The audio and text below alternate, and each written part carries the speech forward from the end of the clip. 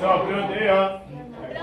Em silêncio, sentar cada um nos seus lugares, lá pra frente. E se comporte aí, se você não ficar em silêncio, vou te colocar a fornação. Vamos lá? Qual que é a primeira questão? Mascote. Por que o século XX é considerado uma era de incerteza? Por que o século XX é considerado uma era de incerteza? Os séculos XVIII e XIX foram considerados os séculos da certeza. Acreditava-se que a razão, a ciência e a tecnologia iriam resolver todos os problemas da humanidade. Mas já no início do século XX, essas certezas começaram a ser colocadas em xeque. Por que foram colocadas em xeque? Logo no início do século XX, nós temos em 1914 o início do quê? 1914 a 1918. Primeira Guerra Mundial, muito bem. Depois, em 1929, nós tivemos o quê? Quebra do capitalismo. A quebra da Bolsa de Nova York, né? O crash. E depois, de 1939 a 1945, nós tivemos o quê? Segunda Guerra Mundial. A Segunda Guerra Mundial. Então nós temos aí alguns exemplos de como a razão, a ciência e a tecnologia não conseguiram resolver os problemas humanos. Pelo contrário, criaram problemas.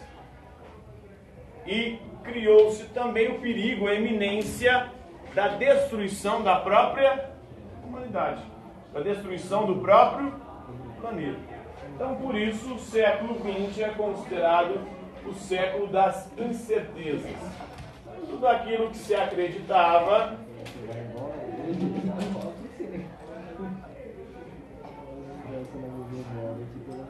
que a ciência e a razão, a tecnologia poderiam resolver, isso começou, como eu já disse, a ser colocado em xeque, a ser posto em dúvida. E aí então começaram a surgir as incertezas. Próxima questão. Nossa, peraí, professor. A próxima é que teorias abriram espaço para o incerto, mas como é que é o negócio da incerteza? Por que o século XX é o século da incerteza? Acreditava-se no século XVIII e XIX que a razão, a ciência e a tecnologia resolveriam todos os problemas da humanidade.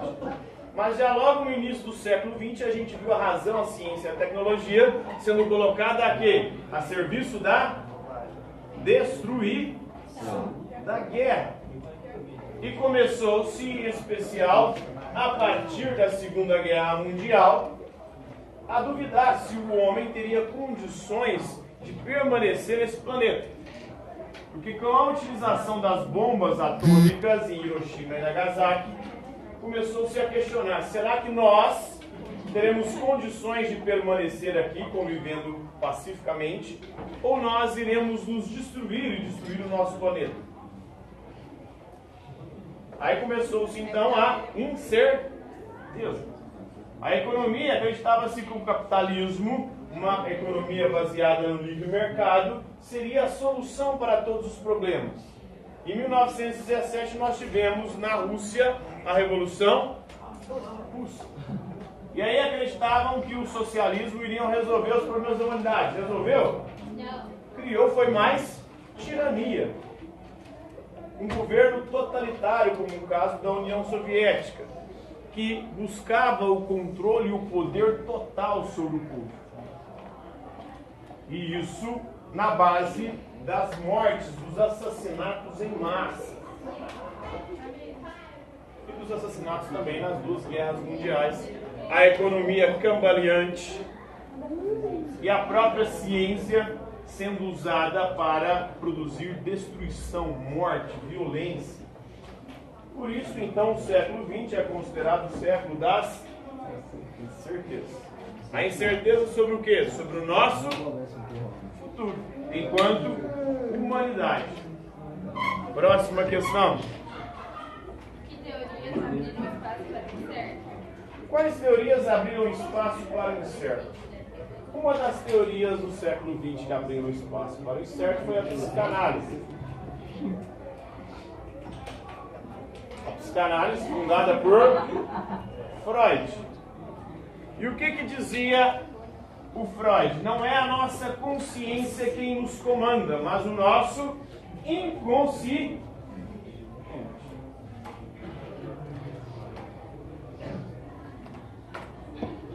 O que move o ser humano, então, é o seu consciente, não a sua consciência. São os seus instintos, as suas pulsões, não a sua razão. O inconsciente ele é composto de 3 partes: id, ego e superego.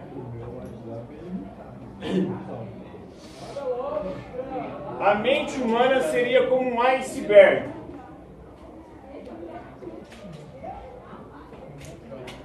O iceberg, a menor parte dele é a que fica fora da água. Então isso aqui seria o nosso ego, o nosso eu, ou a nossa consciência. A maior parte da nossa mente é composta de id e superego. E é o nosso inconsciente. O id é composto de quê?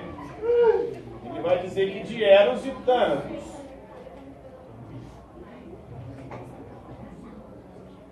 Então, o que nos leva a agir? Eros, que é a pulsão sexual.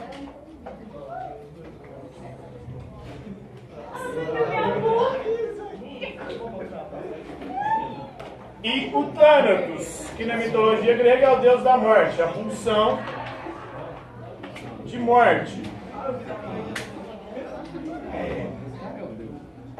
Então tudo que a gente faz inconscientemente, ou procurando o sexo, ou procurando a morte. Por que vocês estão estudando aqui agora? Estão procurando a morte ou o sexo?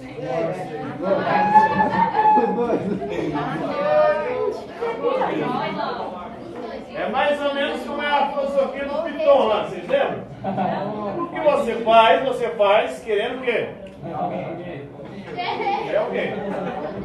Ou dar para alguém, né? Então, por que você está estudando? Para ter uma vida confortável, condições financeiras para comer alguém. Ou então você está procurando a morte inconscientemente aqui.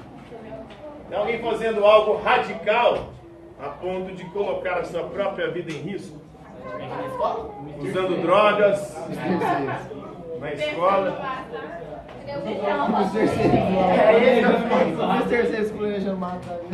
Comendo comida que não é saudável, que nos leva à morte. Tudo que a gente faz inconscientemente, segundo o Freud, é buscando uma dessas duas coisas: ou o sexo ou a morte. Então, quando você fuma, bebe bebida alcoólica, usa outros tipos de droga, ou come comida não saudável, ou faz esportes radicais, ou coloca sua vida em risco, bebendo e dirigindo, tudo isso você está inconscientemente procurando a morte. Então essas são as duas pulsões que nos movem. Não é a nossa razão e a nossa consciência. Pelo contrário, a nossa razão e a nossa consciência é uma escrava dos nossos instintos, das nossas pulsões, dos nossos impulsos primários. E o superego? O que seria o superego? Desde criança é nos introjetado alguns freios para as nossas pulsões. Por exemplo, uma criança, ela não tem noção do que é certo e do que é errado. Se você deixar duas crianças nuas brincando, mais cedo ou mais tarde uma vai estar mexendo nas coisas da outra. Pode ser homem e menina, né? Menina e menina, pode ser dois meninos, podem ser duas meninas. Vai dar uma. Aí chega os pais e falam, não pode, e bate. Ali começa a ser introjetado aquilo que não pode ser feito. Começa a se formar o superego. São as proibições. E aí você começa a formular noção de certo e errado. Não existe o certo e o errado intrínseco em si. Na verdade, o certo e o errado é aquilo que é estipulado pela cultura. E os primeiros a introjetar isso em nós e a formar o nosso superego são os nossos pais. E ali eles vão introjetando. Mas só que quando você faz algumas coisas, o superego ele é praticamente eliminado. Quando você toma umas biritas, por exemplo, o superego, as proibições, essa parte que te freia e que não te deixa fazer aquilo que você faria instintivamente ou impulsivamente, essa parte é praticamente anulada. E aí você vai e faz cagada. Ou não.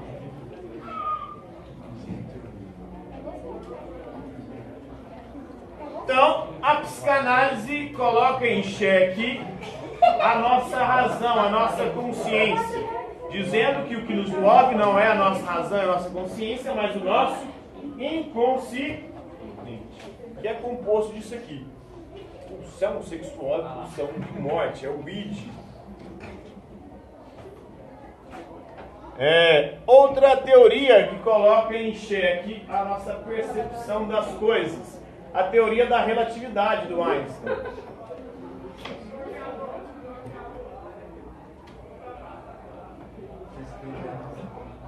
E o que diz a teoria da relatividade?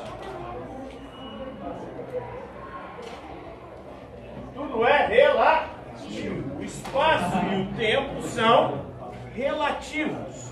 Não são absolutos como se acreditava. Todo ponto de vista é a vista de um ponto. Quando eu olho para o céu à noite, eu não estou vendo o momento presente. Por que eu não estou vendo o momento presente? Quando eu olho e vejo as estrelas, eu estou vendo o passado. Aquela estrela que você vê no céu à noite, ela pode nem estar lá mais.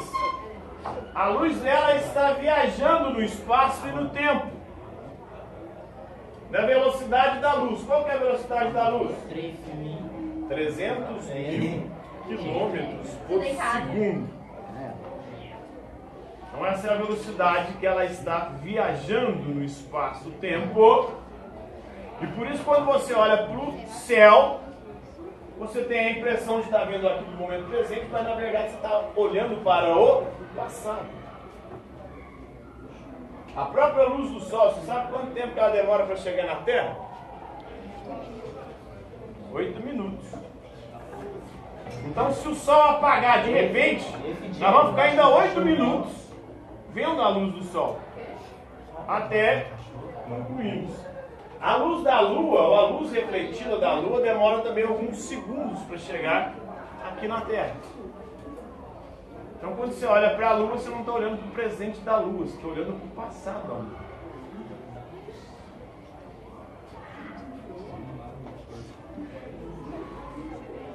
Se alguém numa estrela estiver, aliás, de um outro planeta olhar para o nosso, ele vai ver o passado. Dependendo da distância, ele pode ver os dinossauros ainda. Então essa é a teoria da relatividade, que coloca em xeque e gera incerteza sobre a nossa percepção da realidade, das coisas do espaço e no tempo.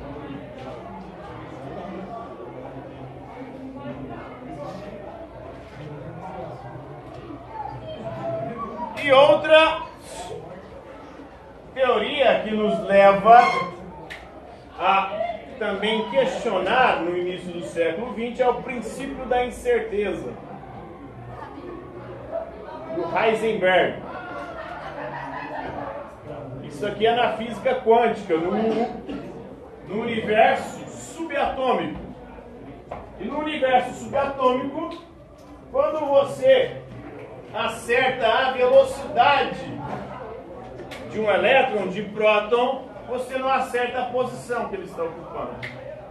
Se você acerta a posição, você não acerta a velocidade. É mais ou menos como a teoria do sexo. Quando você acerta a posição, você não acerta a velocidade. Quando você acerta a velocidade, você não Tem gente que acerta. acha só a posição.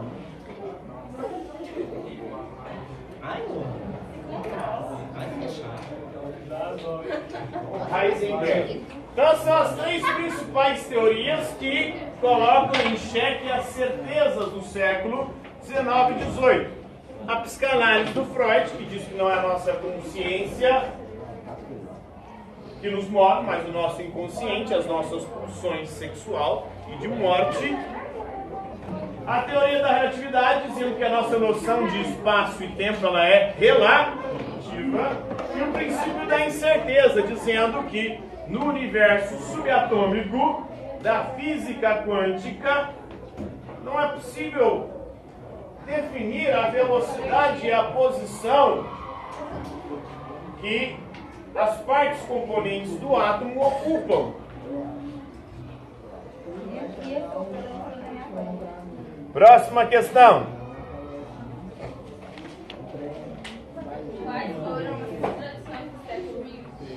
Quais foram as contradições do século XX? De um lado, um progresso gigantesco, tecnológico e científico.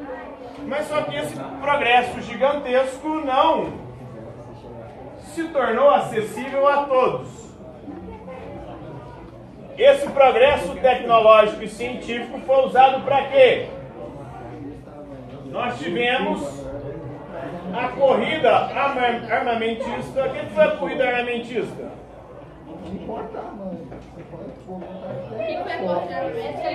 A corrida armamentista foi quando, no momento da Guerra Fria, quando as duas potências, a Rússia, a União Soviética e os Estados Unidos, disputavam quem tinha um armamento bélico maior. Melhor. Depois da Segunda Guerra Mundial. Mas antes nós também tivemos, na Primeira Guerra Mundial, antes da Primeira Guerra Mundial, houve uma corrida armamentista. Os países buscaram produzir armas em quantidade significativa para se precaver de uma possível guerra entre os outros.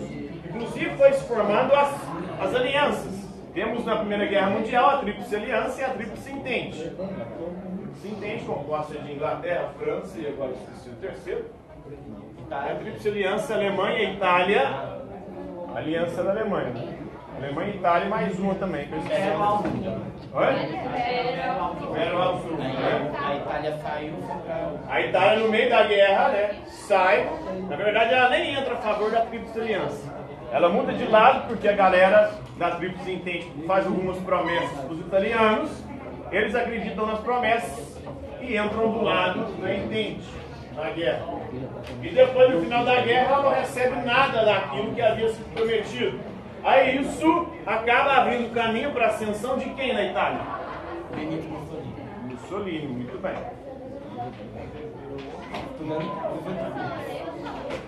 Oi? Então. Estudando em Por ela casa, pode sair, não, né? Vou fechar a prova. Quem faz trabalho pra mim? Então tivemos aí a corrida armamentista, né? A destruição atômica nuclear. Só fazer a prova, lê. Nem eu. Então, o perigo da destruição atômica nuclear, com o desenvolvimento das bombas nucleares, e também a degradação ambiental.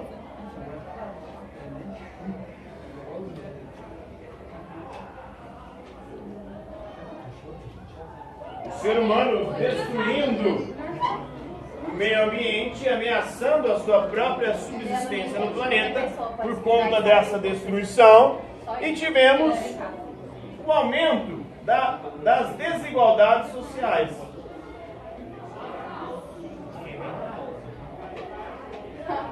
Não esqueça da Luciana.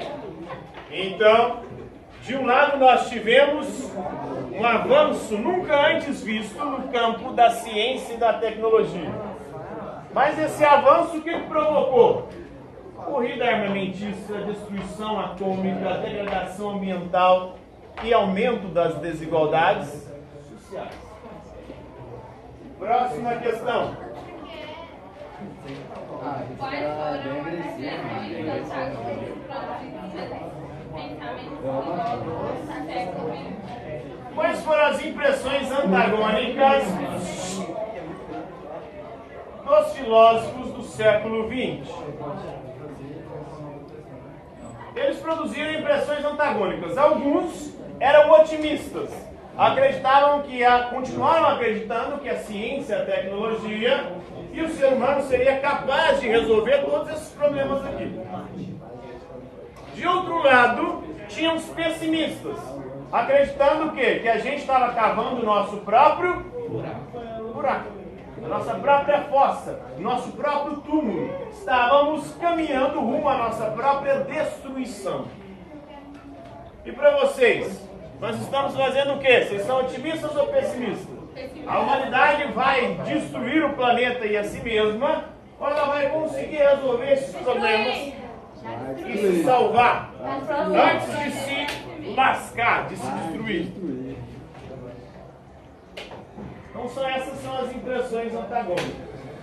De um lado nós tínhamos os otimistas e os pessimistas, do outro os otimistas. Leandro, fica lá, se liga o Thiago.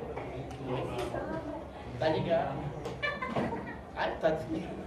Ele fica lá, tá ligado? Não, a sociologia, professor, o que é esse lado, Leandro? Google, professor, é isso. Ok, Google. Não é isso que eu perguntei, eu não vou certo. Aqui, ó. Ok, Google. Ai, meu Deus. Aqui eu tenho um pouco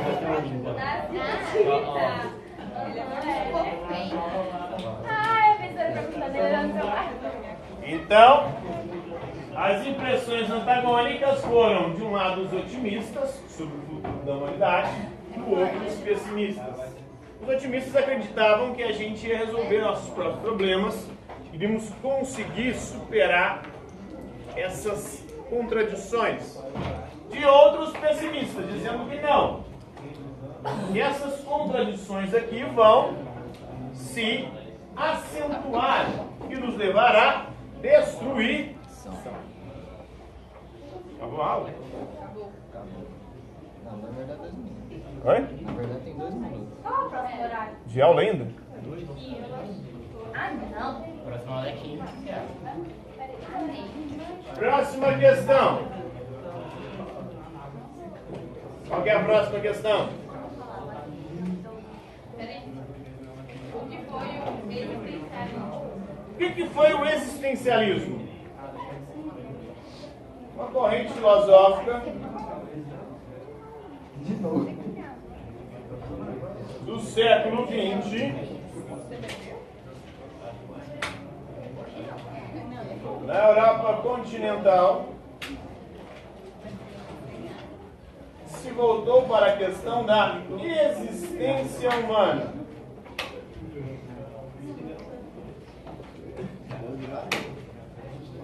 Se voltou para o drama e a aventura que é existir. Então a existência humana é um misto de aventura e de drama, de alegria e dor, sofrimento, de felicidade e infelicidade. Aí nós vamos ver os filósofos existencialistas, cada um deles vão focar num desses aspectos da existência humana. Vamos ver, por exemplo, o Albert Camus, que é um pessimista, dizendo que a existência humana não tem sentido algum. É um grande absurdo. O ser humano que fica inventando sentidos para essa coisa sem sentido que é a nossa existência. A nossa existência é como o trabalho de Sísifo. Vocês conhecem o mito de Sísifo? Mito de Sísifo, da mitologia grega. Oi? Não, do Sísifo, ele é condenado por ter tentado enganar os deuses e a morte. Ele é condenado a carregar uma pedra pro resto da vida acima de uma montanha. Sempre quando ele chegava no alto da montanha, ele rolava a montanha abaixo com a pedra. E tinha que começar o trabalho tudo de novo. É a nossa existência, não tem sentido nenhum. Por que eu estou empurrando essa pedra da minha existência lá pro alto e para cair? Então quando eu acho que eu consegui concluir, eu rolo e começo tudo de novo. Da hora, professor. Oi? Porque ali era uma vida pós-morte, não existia morte depois da morte, entendeu? Já estava morto.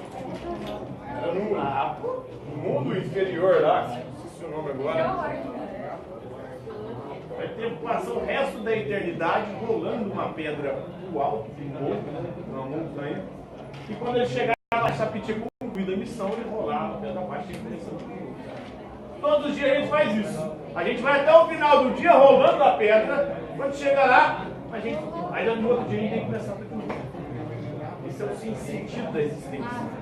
E a única postura digna é a revolta. Por isso ele dizia que nós devemos nos revoltar contra o absurdo da existência.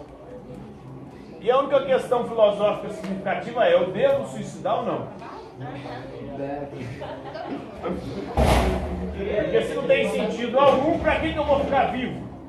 Sofrendo, me lascando nesse mundo, nesse grande absurdo. Mas e se lascar depois da morte?